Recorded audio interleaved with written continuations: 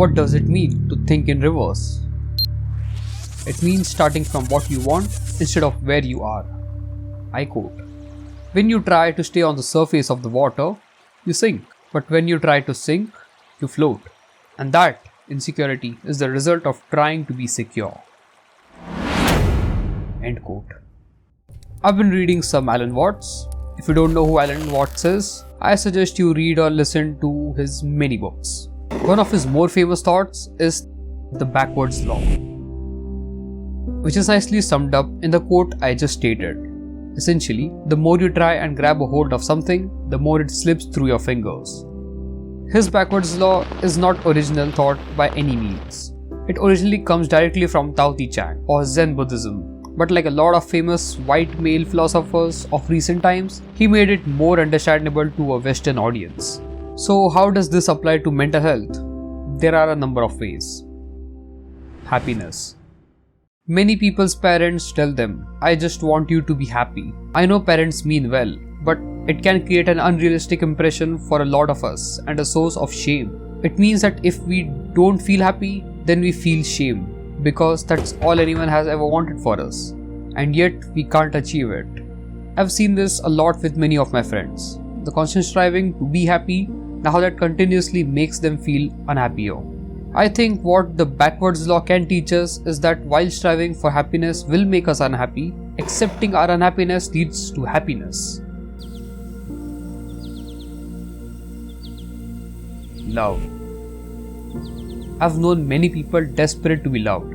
That usually comes from a place of deep hurt. But the irony, the more people try and get people to love and respect them, the fewer people do. Anxiety.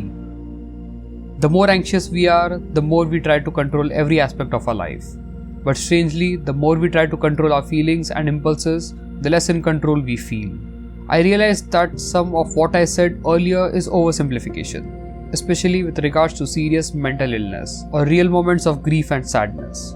But there's a lot of truth here to see. There is so much that is out of our control. Oftentimes, the only choice we have is to let go over and over again. Essentially, it's this.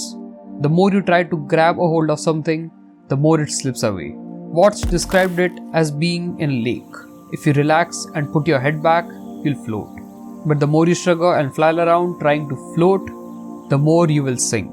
Often our search for safety and stability leads us to just the opposite. The more we cling to a loved one, the more they are going to feel suffocated and in need of space. The more we obsess about accumulating money, the more poor and unworthy we are going to feel. And therefore, we demand ourselves to immense suffering. If we only look for the positives, any small thing that goes wrong is ruinous. Maybe we can get what we want by not wanting it so much. I quote, "Wanting positive experience is a negative experience. Accepting negative experience is a positive experience." End quote. Rewarding results can often come from embracing the challenges. The difficult conversations result in a more authentic relationship. The hard workout results in stronger abs.